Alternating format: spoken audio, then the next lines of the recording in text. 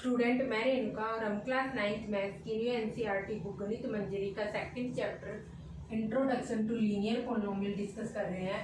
और करंटली हम इसकी exercise end of chapter exercise discuss कर रहे हैं और आज इसका क्वेश्चन 11 से हम देखेंगे। तो क्वेश्चन नंबर 11 है आपका गणित मंजरी का सेकंड चैप्टर का एंड ऑफ चैप्टर एक्सरसाइज का two linear polynomial such that P X is equal to A x plus B and Q x is equal to C x plus D. और यहाँ पर आपको conditions given है P zero is equal to 5। Second condition है polynomial P X minus Q X cut X axes at 3,0। और third condition है polynomial P x plus Q x is equal to 6x plus 4 where x is real. तो यहाँ पर ये 3 conditions दी हुई है और इन 3 कंडीशंस को अप्लाई करते हुए आपको ए बी सी और डी की वैल्यू निकालनी है। तो हम देखते हैं, सबसे पहले आप लिखो P X is equal to A x plus B. तो यहाँ पर क्या दे रखा है, पी मीन्स पॉलिनोमियल, तो यहाँ पर पॉलिनोमियल एक्स की फॉर्म में इसलिए ए एक्स प्लस बी है। और यहाँ पर पॉलिनोमियल क्यू एक्स भी क्या है, एक्स की फॉर्म में दे रखा है, ये मल्टीप्लाई में नहीं है। इट मीन्स इसका मीनिंग है कि पॉलिनोमियल क्यू एक्स क्या है, एक्स की फॉर्म में है। तो पॉलिनोमियल क्यू एक्स क्या है, सी एक्स प्लस डी, ये भी एक्स की फॉर्म में और पी एक्स भी एक्स की फॉर्म में है। तो पी जीरो का मीनिंग है X is equal to zero, पर यहाँ पर होगा पी जीरो, एक्स को जीरो से रिप्लेस कर दो तो ए इंटू यहाँ पर पुट करेंगे इस पॉलिनोमियल में प्लस बी। तो यहाँ पर आपका दे रखा है पी जीरो की वैल्यू यहाँ पर 5 दे रखी है इज इक्वल टू 5। तो पी जीरो की जगह क्या आ जाएगा 5, ए इंटू जीरो जीरो आ जाएगा प्लस बी आ जाएगा। तो कुल मिला के बी की वैल्यू आपके पास क्या आ गई 5, बी की वैल्यू मिल गई। अब आपको सेकंड कंडीशन दे रखी है polynomial P X minus Q X. तो P X minus Q X निकाल लेते हैं, P X minus Q X, ये फर्स्ट लिख लो, सेकंड कंडीशन हमें ध्यान रहेगी। तो पी एक्स है ए एक्स प्लस बी और माइनस माइनस क्यू एक्स क्या आपका पॉलिनोमियल सी एक्स प्लस डी। तो यहाँ पर आप देखोगे एक्स एक्स की टर्म्स को साथ में लिख दोगे तो ये आपका हो जाएगा ए माइनस सी एक्स प्लस कॉन्स्टेंट टर्म साथ में लिख दोगे बी माइनस डी। तो यहाँ पर दे रखा है जो polynomial A minus C x plus B minus D है, ये 3,0 से पास हो रहा है। तो इट मीन्स यहाँ पर दे रखा है आपका 3,0 से पास हो रहा है। तो इसको लीनियर इक्वेशन की फॉर्म में लिख लो, y is equal to A minus C x plus B minus D. ये हम लीनियर इक्वेशन की फॉर्म में लिख रहे हैं, ये आपका पॉलिनोमियल है। जब लीनियर इक्वेशन की फॉर्म में लिखोगे तो ऑब्वियसली आपको x और y दोनों ही यहाँ पर टर्म्स होनी चाहिए। तो ये हमने x लिख दिया और ये क्या हो जाएगा आपका यहाँ पर y हो जाएगा। तो आपको दे रखा है 3,0 पॉइंट दे रखा है, तो इट मीन्स एक्स कोऑर्डिनेट की वैल्यू 3 है, वाई कोऑर्डिनेट की वैल्यू 0 है। बिकॉज जब भी आप लीनियर पॉलिनोमियल को ग्राफ पर प्लॉट करोगे तो हमेशा आपको लाइन मिलेगी और लाइन ऑब्वियसली एक्स और वाई कोऑर्डिनेट जरूर होएगी लाइन के, इसलिए हमने इसे लीनियर इक्वेशन की फॉर्म में लिख दिया। ये अपने आप लिखा है। पॉलिनोमियल क्या था आपका P X minus Q X A minus C x plus B minus D. इसको लीनियर इक्वेशन की फॉर्म में लिखेंगे तो ये सारी क्या आ जाएगी वाई के बराबर is equal to A minus C x plus B minus d. अब ये 3,0 पॉइंट से ये लाइन पास हो रही है, इट मीन्स वाई की वैल्यू क्या होगी 0, जो क्योंकि इस पॉइंट पे पहले एक्स कोऑर्डिनेट लिखा जाता है, इट मीन्स ये एक्स की वैल्यू है, ये वाई कोऑर्डिनेट है, ये वाई की वैल्यू है। वाई कोऑर्डिनेट 0 है तो 0 रख दिया है इस लीनियर इक्वेशन में, ए माइनस सी, और एक्स कोऑर्डिनेट क्या है 3 है तो 3 लिख दिया प्लस बी माइनस डी। तो आप यहाँ पर देखोगे 3a minus c plus B minus d is equal to 0। ये आपके पास क्या आ गई, एक इक्वेशन आ गई। उसके बाद आपको नेक्स्ट दे रखा है यहाँ पर, फर्स्ट लिख लो इसको क्योंकि सेकंड इक्वेशन फर्स्ट तो कोई है ही नहीं। थर्ड यहाँ पर रिलेशन दे रखा है आपको polynomial P x plus Q x, P x plus Q x, it mean दोनों पॉलिनोमियल का क्या करना है यहाँ पर, ये किसके बराबर है 6x प्लस 4 के बराबर है, 6x प्लस 4।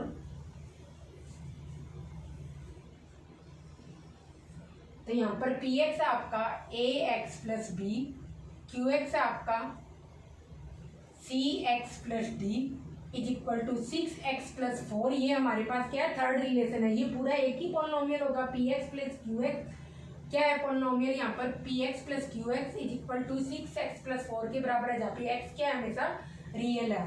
तो यहाँ पर आप x की टर्म को इकट्ठा लिख लो a प्लस सी एक्स और कांस्टेंट टर्म को इकट्ठा लिख लो b प्लस डी। ये आपका हो गया यहाँ पर सारा का सारा। तो ये यहाँ पर हो गया 6x प्लस 4। तो यहाँ पर आप कंपेयर करोगे x की टर्म को x की टर्म से, कांस्टेंट को कांस्टेंट से। तो a प्लस सी को जब यहाँ पर x की टर्म से कंपेयर करोगे, ये भी क्या x की टर्म है, इसका मीनिंग है कि इसको आप एक्चुअल में इस फॉर्म में लिख सकते हो।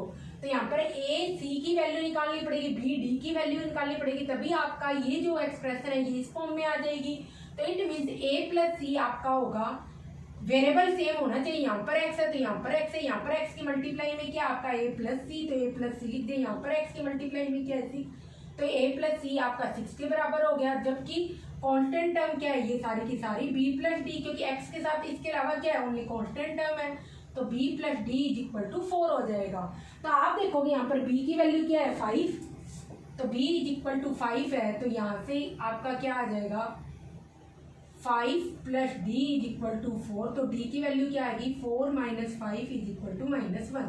यह आपके पास क्या आ गई b और d की वैल्यू आ गई। यहाँ पर जब b और d की वैल्यू ये है तो यहाँ पर a प्लस सी आपकी सेकंड इक्वेशन आ गई, और यहाँ पर अगर आप b और d की वैल्यू रख दोगे तो a माइनस सी में आपकी एक्सप्रेशन आ जाएगी। तो 3a minus c b plus d, b minus D है आपका यहाँ पर, b minus d is equal to 0। 3a minus c, b की वैल्यू क्या है 5, d की वैल्यू क्या है माइनस का 1 is equal to 0। 3a minus c is equal to 5 plus 1 6 हो गया, और ये उधर जाकर माइनस का 6 हो जाएगा। तो a माइनस 6 की वैल्यू आ गई, c की वैल्यू आ गई 2। ये आपके पास क्या आ गया, आपकी थर्ड इक्वेशन आ गई। तो आपने क्या किया है, यहाँ पर b और d की जो भी वैल्यू निकाली थी, b प्लस डी आपका यहाँ पे कंपेयर किया तो 4 आ गया, तो b की वैल्यू 5 हमने यहाँ पर निकाल रखी थी, तो d की वैल्यू आपके पास -1 आ गई। इस फर्स्ट इक्वेशन में जब पुट करोगे आप, यहाँ पर पुट करोगे जब आप b और d की वैल्यू, तो आपके पास क्या आ जाएगा, इधर a minus c is equal to -2 आ जाएगा। तो जब थर्ड और सेकंड इक्वेशन को आप यहाँ पर सोल्व करोगे, इस इक्वेशन से आप c की वैल्यू निकाल कर सेकंड इक्वेशन में रख दो, तो c की वैल्यू आपके पास आ जाएगी a प्लस 2। क्योंकि जब भी किसी इक्वेशन में टर्म्स चेंज करते हैं, टर्म्स की साइड चेंज करते हैं, तो हमेशा साइन चेंज होता है। -2 को जब आप लेफ्ट साइड लाओगे तो प्लस का 2, और माइनस सी को जब आप राइट साइड लेके जाओगे तो प्लस का सी हो जाएगा। तो put a plus 2 is equal to c in equation 2। Equation को इस तरीके से EQ लिख के ऊपर एन लगाते हैं और इस टाइप से इक्वेशन लिखते हैं। तो आप यहाँ पर देखोगे a plus 2 is equal to c, equation 2 में पुट करने पर a plus c is equal to 6, ये इक्वेशन 2 है। अब यहाँ पर c की जगह a प्लस 2 पुट कर दो, a plus 2 is equal to 6, तो ये आ जाएगा 2a is equal to 6 minus 2, और a की वैल्यू आ गई 4/2। a की वैल्यू अगर 2 है तो उस केस में b की वैल्यू आपके c की वैल्यू क्या आ जाएगी, यहाँ पर c is equal to a plus 2 है, तो c की वैल्यू आपके पास आ गई 2 + 2 4।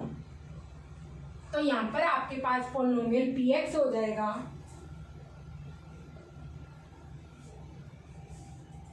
ax प्लस b था पॉलिनोमियल ax प्लस b, तो यहाँ पर a की वैल्यू आ गई 2, x और b की वैल्यू क्या है 5, ये पॉलिनोमियल px हो जाएगा आपका 2x प्लस 5। और इसके अलावा qx पॉलिनोमियल भी फाइंड करना है। यहाँ पर qx था आपका cx प्लस d, c क्या आपका 4x और d क्या -1, तो ये आपके पास पॉलिनोमियल qx आ गया।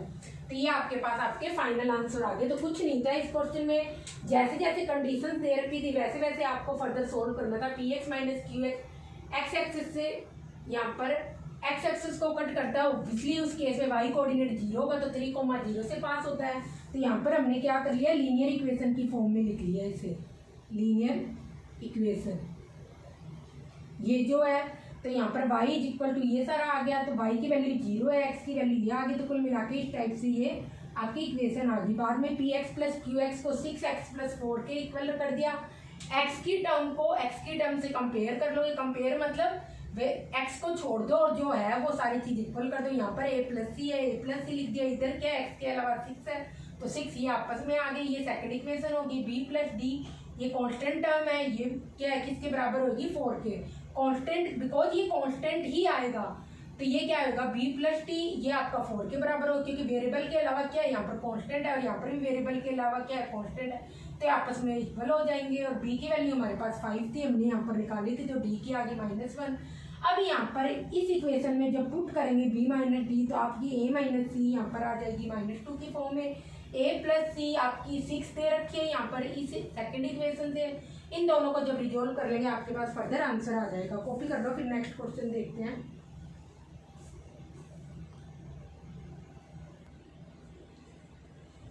तो नेक्स्ट क्वेश्चन है आपका क्वेश्चन नंबर 12 है growing pattern of hexagons is made using matchsticks.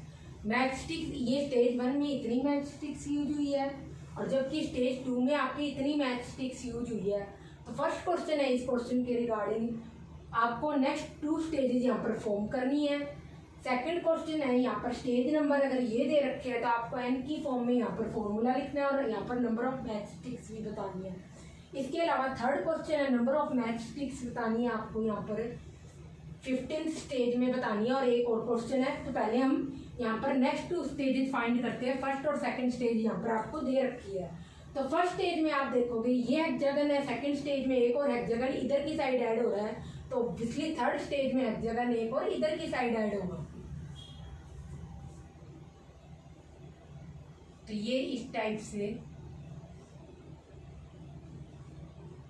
थोड़ा सा छोटा बना लो ताकि सेम ही ऑलमोस्ट लगे।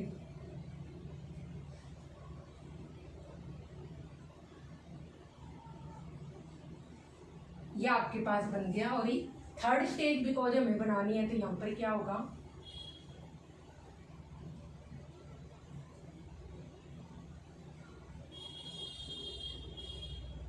तो ये यहाँ पर का आपकी थर्ड स्टेज होगी हेक्सागन की, स्टेज 3। और इसके बाद फोर्थ स्टेज और बनेगी। तो आप देखोगे यहाँ पर एक स्टेज एक बार एक हेक्सागन इधर इंक्रीज होता है, एक हेक्सागन इधर इंक्रीज होता है, तो ऑब्वियसली फोर्थ जो हेक्सागन बनेगा वो इधर की साइड बनेगा। तो ये आपका हो गया ऐसे मिडिल में ये, और ये हो गया आपका इस टाइप में सेकंड हेक्सागन, और ये हो गया इधर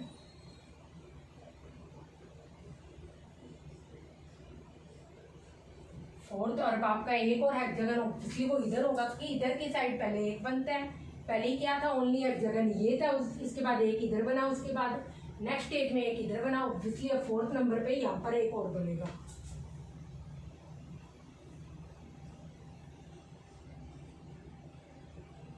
और ये बन गया। और ये आपकी क्या होगी, स्टेज 4 होगी। तो आपको नेक्स्ट 2 स्टेजेस यहाँ पर फॉर्म करनी थी। फर्स्ट और सेकंड दी हुई थी, थर्ड और फोर्थ हमने यहाँ पर खुद फॉर्म करी है।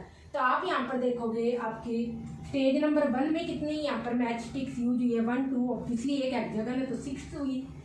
सेकंड स्टेज में 5 इधर 5 इधर 10 और एक बीच में कॉमन है तो टोटल 11 होगी। इधर देखोगे कितनी मैचस्टिक्स, थर्ड स्टेज में कितनी मैचस्टिक्स यूज हुई है, 5 5 5 तो होगी, कितनी होगी 15। और उसके बाद ये 5 इसमें है, 5 इसमें 1 2 3 4, पहले 5 इसमें 1 2 3 4 5 6 7 8 9 10, और फिर उसके बाद 11 12 13 14 15 16 ऐसे बन रही है। तो आप देखोगे यहाँ पर 5 5 का गैप इंक्रीज हो रहा है, 6 से 11 11 से 16, तो 16 + 5 कितना होगा 21। तो फोर्थ में क्या आएगा 21। तो आप एक तरीके से देखोगे अगर 5 से मल्टीप्लाई करके 1 ऐड करो तो आपको नेक्स्ट स्टेज मिल रही है। तो अब आपकी nth स्टेज में क्या मिलेगी, 5n+1 मिलेगा। और देख लो कि यही फॉर्मूला बनेगा। इसको आप क्या लिख सकते हो, फर्स्ट स्टेज को 5 × 1 + 1, इसको क्या लिख सकते हो 5 × 2 + 1, इसको क्या लिख सकते हो 5 × 3 + 1, 5 × 4 + 1। तो कुल मिला के आपका पैटर्न क्या बन रहा है 5 × n+1। एन क्या है यहाँ पर चेंज हो रही है जो कि स्टेज को शो कर रहा है एन आपका, तो हमने यही किया 5n+1। और बिकॉज यहाँ पर क्या है 5 के रिस्पेक्ट में यहाँ पर नेक्स्ट टर्म आपको मिल रही है 5 के गैप से, तो इसलिए यहाँ पर क्या आएगा 5n+1। तो इंक्रीजिंग फंक्शन होगा क्योंकि 5 के आपका पॉजिटिव है तो इंक्रीजिंग पैटर्न होगा, तो ऑब्वियसली इंक्रीज ही हो रहा है। 6, 11, 16, 21 क्या है इंक्रीजिंग पैटर्न बन रहा है आपका। ये आपको नीचे वाला लिखना है तो लिख के देख लेना, अदरवाइज इसकी कोई नीड नहीं है, ये चीज़ रहने दो। उसके बाद आपको निकालना है कि 15th स्टेज में यहाँ पर कितनी यहाँ पर आपको मैच स्टिक्स मिलेगी। तो पैटर्न जब भी आपको निकालना हो तो इसी टाइप से फॉर्म करके देखना पड़ेगा किस टाइप से। ये क्वेश्चन तो वैसे इंपॉर्टेंट है, 6th क्लास में भी था ये, ऑक्सफोर्ड की जरूरत थी। Number of match sticks in 15th stage आपको निकालनी है। तो यहाँ पर नंबर ऑफ मैच स्टिक्स क्या होती है, number of match sticks is equal to कितनी है 5n+1। n की वैल्यू क्या है 15, तो यहाँ पर मैच स्टिक्स कितनी आ जाएगी ऑब्वियसली इस केस में, तो 5 × 15+1, ये सोल्व कर लेना आंसर आ जाएगा। इसके बाद आपका यहाँ पर 4th क्वेश्चन है जो कि पूछा है कैन 200 मैच स्टिक्स, पहले ये कॉपी कर लो फिर ये इरेज करके ऊपर सोल्व करते हैं। तो ये निकाल देते हैं हम।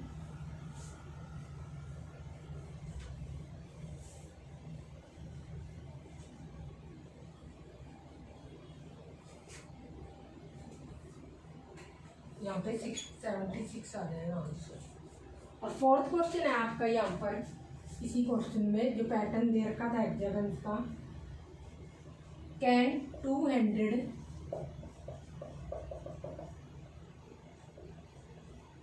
Match sticks form a stage in this pattern. तो ये आपके पास क्वेश्चन है। तो आप यहाँ पर देखोगे आपके पास जो पैटर्न बन रहा था मैच स्टिक्स का वो क्या था एक्चुअल में y = 5n+1। कुछ भी लिख लो यहाँ पर आप पैटर्न में y = कुछ भी लिख दो, या कुछ और कोई लेना है तो नंबर ऑफ मैच स्टिक्स के रिगार्डिंग तो mn भी लिख सकते हो, mn लिखना है तो mn लिख दो। m क्या है match stick, number of match sticks ऐसे लिखना है, ऐसे अदरवाइज y लिख लो, कुछ भी लिख लो। तो एक्चुअल में आपका क्या बन रहा था, स्टेजेस क्या शो कर रही थी n, और नंबर ऑफ मैच स्टिक्स क्या शो कर रहा था ये रिजल्ट। इस रिजल्ट को हमने y के बराबर मान लिया। तो आप देखोगे यहाँ पर y number of match sticks इधर दे रखे y = number of match sticks, और जो यहाँ पर आपको क्या दे रखी है 200। y क्या आपके नंबर ऑफ मैच स्टिक्स को शो कर रही थी, इसे हमने y की फॉर्म में लिख लिया, और y क्या दे रखा है 200। तो 200 = 5n+1, तो ये 1 उधर चला जाएगा, 5n = 200 - 1। जब भी किसी इक्वेशन में टर्म्स की साइड चेंज करते हैं तो वो हमेशा साइन चेंज होता है। +1 राइट से जब लेफ्ट साइड जाएगा तो माइनस का 1 हो जाएगा, तो इसलिए ये आ जाएगा 199। और n 199 को जब आप 5 से डिवाइड करोगे तो यहाँ पर आपको एक होल नंबर नहीं मिलेगा। We don't get whole number, so it will be no stage in this pattern। क्योंकि स्टेज अब ऐसी तो है नहीं है कि आपकी आधी होगी 1/4 होगी, स्टेज तो पूरी होगी। पहली स्टेज थी, पहली थी, फिर दूसरी थी, फिर थर्ड स्टेज थी, फोर्थ थी, फिफ्थ थी। अब ऐसा तो नहीं है 1/5 स्टेज होगी, वो तो फ्रैक्शन होती है, तो इस टाइप से हो नहीं सकता। यहाँ पर आप इसको डिवाइड करोगे तो आपको होल नंबर नहीं मिलेगा। इट मीन्स होल नंबर क्या होते हैं 0, 1, 2। स्टेज तो यही होगी, या 0 होगी, या 1 होगी, 2 होगी, 3 होगी, लाख होगी, मिलियन होगी, कोई इसी टाइप से पूरा का पूरा एक नंबर ही होगा। तो यहाँ पर आपको बिकॉज डेसिमल में आंसर आ रहा है तो इसलिए यहाँ पर एक होल नंबर नहीं मिल रहा, तो ऑब्वियसली ये इसमें कोई ये स्टेज नहीं होगी।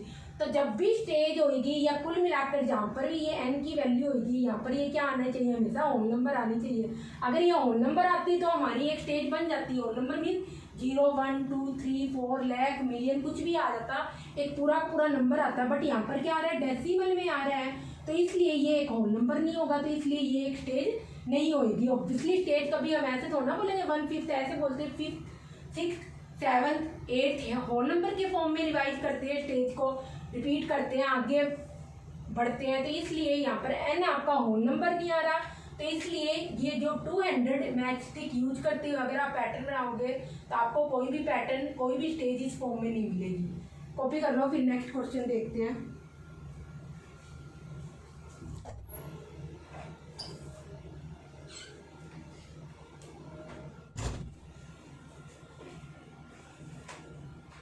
तो इसी में जो आपका नेक्स्ट क्वेश्चन है यहाँ पर 13 है, यहाँ पर भी आपको पोलिनोमियल दे रखे हैं 2px और qx।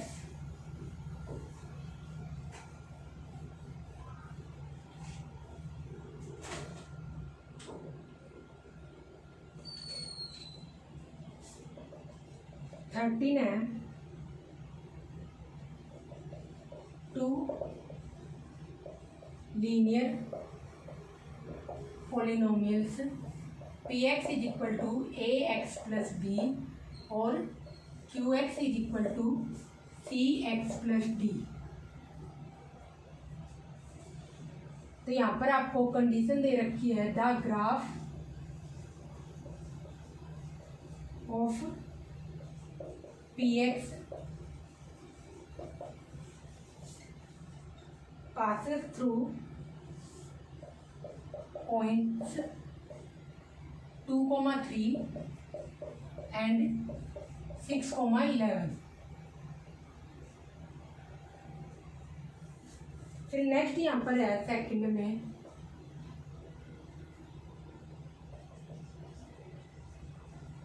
The graph of qx passes through point 4,-1। और थर्ड है यहाँ पर ग्राफ ऑफ qx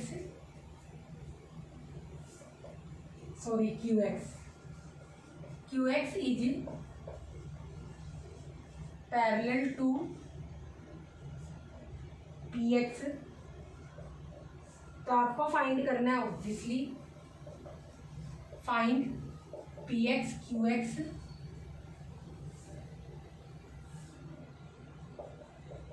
और find coordinates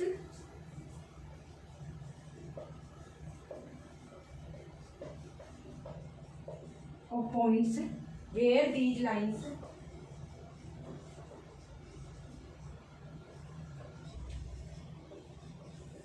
meet x axis। Try करो इस क्वेश्चन को, फिर देखते हैं हम यहाँ पर।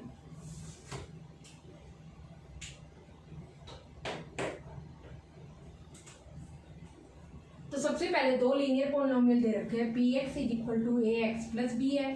तो यहाँ पर ये जो पोलिनोमियल है किससे पास हो रहा है 2,3 और 6,11। तो पहले इसको लीनियर इक्वेशन की फॉर्म में लिख लो। तो लीनियर इक्वेशन की फॉर्म में होगा y is equal to ax plus b। ये लीनियर इक्वेशन, ये पोलिनोमियल है, इसको लीनियर इक्वेशन में इस टाइप से लिखेंगे क्योंकि लीनियर इक्वेशन में क्या होगा, हमेशा x और y दोनों से हमेशा पास होगा। अगर आप चाहे तो इस टाइप से भी लिख सकते हो, कोई फर्क नहीं पड़ रहा, बिकॉज आपने सीखा यही है हमेशा लीनियर इक्वेशन क्या होती है, y और x की फॉर्म में होती है, इसलिए इस पोलिनोमियल को हमने लीनियर इक्वेशन में कन्वर्ट कर दिया। अब इसके बाद px यहाँ पर किस पॉइंट से पास हो रहा है 2,3 से। तो y की वैल्यू जब 2 रख देंगे और x की वैल्यू जब 3 रखेंगे, 2,3 मतलब ये x कोऑर्डिनेट है, सॉरी यहाँ पर 3 कर लो, ये x कोऑर्डिनेट है, ये y कोऑर्डिनेट है, तो y की वैल्यू यहाँ पर 3 हो जाएगी, a इंटू 2 प्लस v। तो यहाँ पे आपके पास हो जाएगा 2a plus b is equal to 3। ये फर्स्ट इक्वेशन होगी। सेकंड पॉइंट आपका यहाँ पर दे रखा है 6,12। तो यही लाइन है जो किससे पास हो रही है 6,12 से भी पास हो रही है, जो ये लाइन है इसकी बात कर रहे हैं। अब फिर से इसी में वैल्यू पुट करेंगे, y की वैल्यू है 11, x की वैल्यू है 6, तो 6a प्लस b। तो कुल मिला के आपके पास इक्वेशन बन गई 6a plus b is equal to 11। अब यहाँ से b की वैल्यू इक्वेशन 1 में पुट कर देते हैं, जो कि क्या आएगी 11 माइनस 6a को जब आप लेफ्ट से राइट साइड लेके जाओगे तो माइनस का हो जाएगा, और इसको पुट करेंगे इन इक्वेशन 1। तो जब आप इक्वेशन 1 में यहाँ पर पुट करोगे 11 माइनस 6a, इक्वेशन 1 क्या आपकी 2a plus b is equal to 3 और b इज इक्वल टू क्या 11 माइनस 6a, ये आपकी b की वैल्यू है। यहाँ पर पुट करोगे तो आपके पास आ जाएगी 2a plus 11 minus 6a is equal to 3। तो ये आपका 2a माइनस 6a और 11 उधर जाएगा तो माइनस का 11 प्लस का 3, तो 2 माइनस 6 यहाँ पर माइनस का 4, वेरिएबल क्या है a, माइनस 11 प्लस 3 माइनस का 8 और a की वैल्यू क्या आ गई 2 आ गई। जब a की वैल्यू 2 है तो b की वैल्यू क्या आ गई 11 माइनस 6a, 11 माइनस 6 इंटू 2 तो माइनस का 1 आ गया। तो ये आपकी आ गई b की वैल्यू। तो कुल मिला के आपके पास पॉलिनोमियल px आ गया 2x माइनस 1, ये आ गया पॉलिनोमियल px। अब जो पॉलिनोमियल qx है वो इसके पैरेलल है इस पॉलिनोमियल px के। तो qx पॉलिनोमियल है, यहाँ पर आप देख लो cx प्लस डी पहले मान लो, बट ये पॉलिनोमियल इसके पैरेलल है। तो पैरेलल के केस में हमेशा स्लोप सेम होता है। स्लोप क्या होता है जो x के मल्टीप्लाई में होता है। तो यहाँ पर क्या है 2 है, तो यहाँ पर भी क्या आना चाहिए c की वैल्यू 2 आनी चाहिए। तो कुल मिला के आपका जो qx है वो 2x प्लस डी होगा और आपको जस्ट यहाँ पर d की वैल्यू निकालनी है, क्योंकि इसका रीजन ये लिख लोगे चूंकि ये दे रखा qx पैरेलल टू px। तो इस केस में यहाँ पर क्या होगा, थोड़ा सा नीचे करके लिख लो, थोड़ा सब कुछ समझ आएगा आपको इजीली।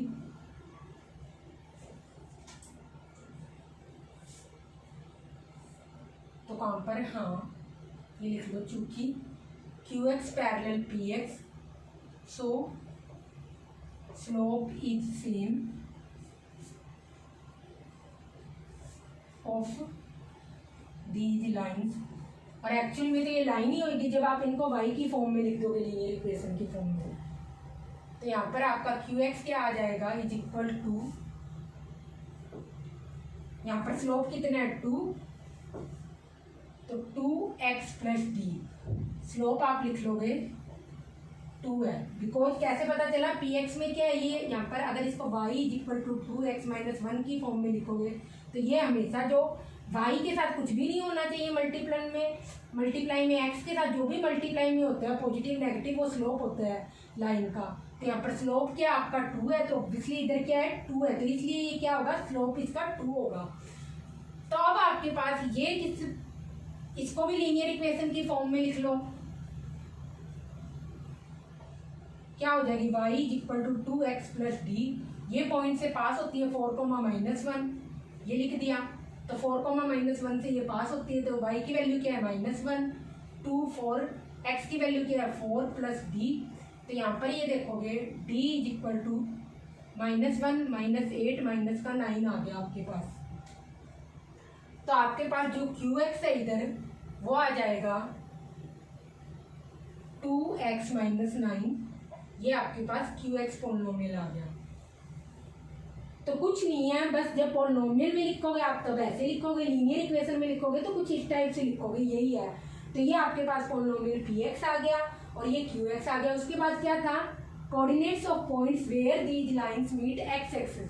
जब x एक्सिस को मिलेगी तो उस केस में ये लाइन अगर x एक्सिस को मीट करके y कोऑर्डिनेट क्या होगा 0 होगा, तो उस केस में यहाँ पर पॉइंट आ जाएगा y is equal to, line की फॉर्म में कैसे लिखेंगे, या लीनियर इक्वेशन ही लाइन को शो करती है, तो y is equal to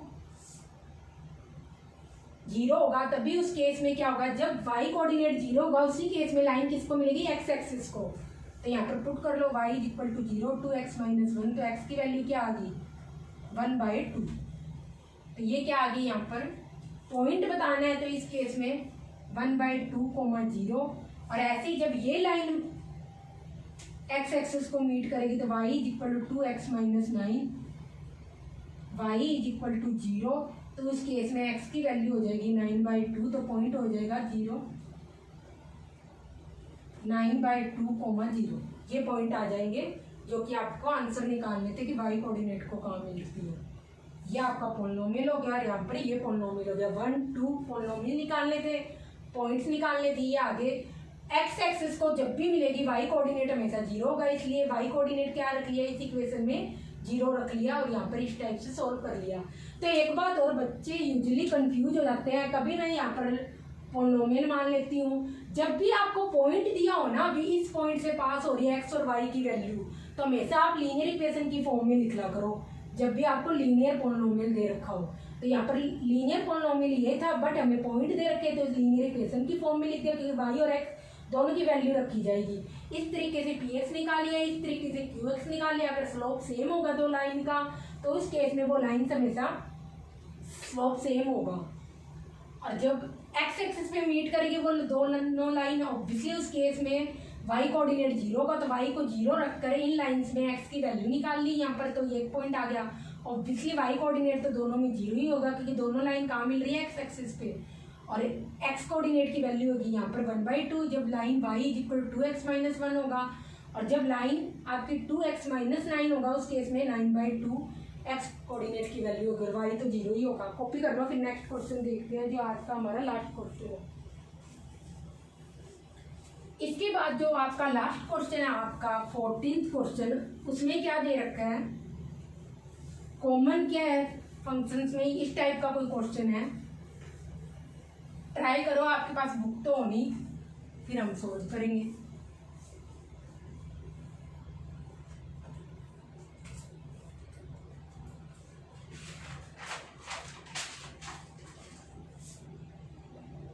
question number 14 है आपका, what is the common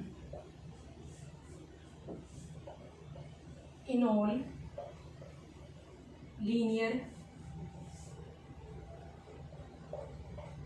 functions f x is equal to A x. वैसे आपका फंक्शन ये दे रखा है ए एक्स प्लस ए, और यहाँ पर दे रखा है ए ग्रेटर देन 0। बस यही निकालना है कि कॉमन क्या है इन ऑल लीनियर फंक्शंस, सारे के सारे फंक्शन क्या है जो ये होंगे F x is equal to A x plus A, जहाँ पर ए ग्रेटर देन 0, तो इनमें कॉमन क्या है। तो सबसे पहले आप यहाँ पर देखोगे, जब आप कॉमन की बात करोगे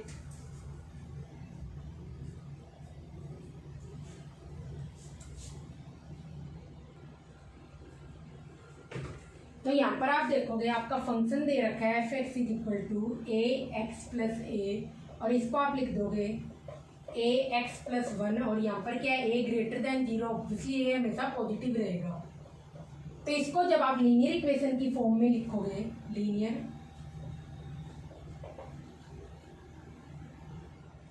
उस केस में आप क्या देखोगे, यहाँ पर y is equal to A x plus 1, और अगर यहाँ पर आप y की वैल्यू 0 लोगे तो उस केस में ए एक्स प्लस 1, 0 को a से डिवाइड करेंगे तो आपका क्या आ जाएगा, 0 किसी भी नंबर से डिवाइड करो हमेशा 0 ही रहता है।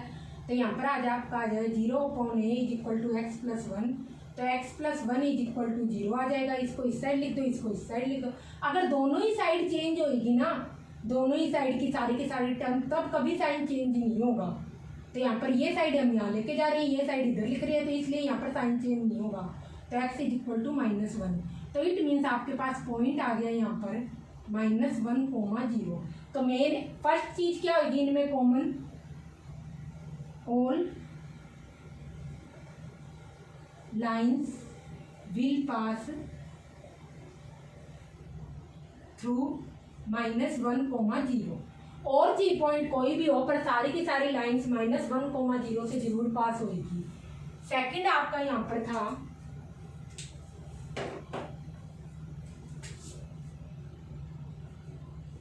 सेकंड है यहाँ पर आपका होगा कि यहाँ पर क्या है हमेशा इस फंक्शन में f x is equal to A x plus 1 और ए ग्रेटर देन 0 है। तो आप देखोगे जैसे जैसे यहाँ पर स्लोप क्या है, पॉजिटिव स्लोप होगा, because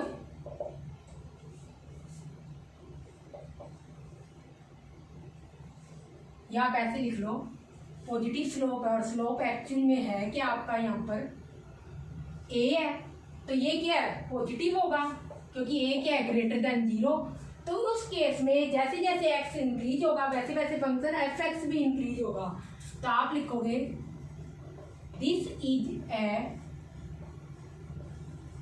increasing function increasing function का मीनिंग है, देखो ए तो पॉजिटिव है और एक्स को जैसे जैसे आप इंक्रीज करोगे वैसे वैसे क्या होगा, एफ एक्स भी तो इंक्रीज होगा ना। तो इसलिए this is a increasing function because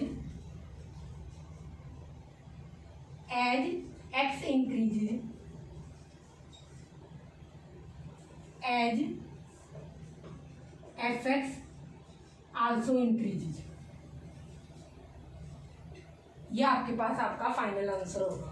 तो कुछ भी नहीं था इसमें, कॉमन क्या था कि ए आपने कॉमन निकाल लिया, उसके बाद इस टाइप से आपने सोल्व कर दिया। लीनियर इक्वेशन है, जब लिखेंगे जब सारे के सारे क्या कोई कॉमन पॉइंट निकालना है या कोई पॉइंट निकालना हो, तो y is equal to A x plus a bracket में एक्स प्लस वन, तो y क्या हो गया, हमने जीरो मान लिया। तो उस केस में आपका जीरो इस टाइप से जब इसको सोल्व करेंगे तो x की वैल्यू आ जाएगी -1। इट मीन सारी की सारी जो ये फंक्शन है x यहाँ पर मल्टीप्लाई में नहीं, इसका मतलब फंक्शन x की फॉर्म में है ए एक्स प्लस ए। आपका हर बार यहाँ पर कॉन्स्टेंट लेंगे कुछ ना कुछ, और ग्रेटर देन जीरो इसलिए ऑब्वियसली पॉजिटिव होगा।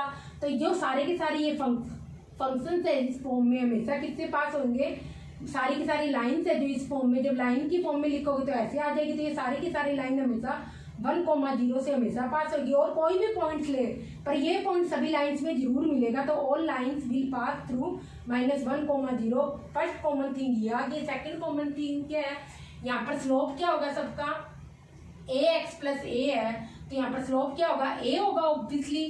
तो ए अगर स्लोप है तो ये क्या है, ग्रेटर देन जीरो है, तो obviously this is a increasing function because as x जैसे इंक्रीज होगा, क्योंकि स्लोप एक्चुअल में होता क्या है, ए के जो मल्टीप्लाई में है, यहाँ पर एक्स के जो मल्टीप्लाई में, एक्स के मल्टीप्लाई में क्या है, ए है, तो ऑब्वियसली ये इसका स्लोप है और ये ग्रेटर देन जीरो है, तो पॉजिटिव स्लोप है। अगर पॉजिटिव स्लोप होता है तो फंक्शन हमेशा इंक्रीजिंग होता है, ये इंक्रीजिंग फंक्शन होगा, क्योंकि जैसे जैसे एक्स इंक्रीज होगा ना वैसे वैसे आपका क्या होगा, फंक्शन भी इंक्रीज होगा, क्योंकि ये तो आपका कांस्टेंट होगा हर बार कोई ना कोई। तो ये सारा का सारा यहाँ पर टू कॉमन थिंग्स आएगी कि सारे के सारे फंक्शंस क्या होंगे, इंक्रीजिंग फंक्शन होंगे, और सारे के सारे फंक्शन या सारी की सारी जो लाइन्स है यहाँ पर -1,0 से यहाँ पर पास होगी।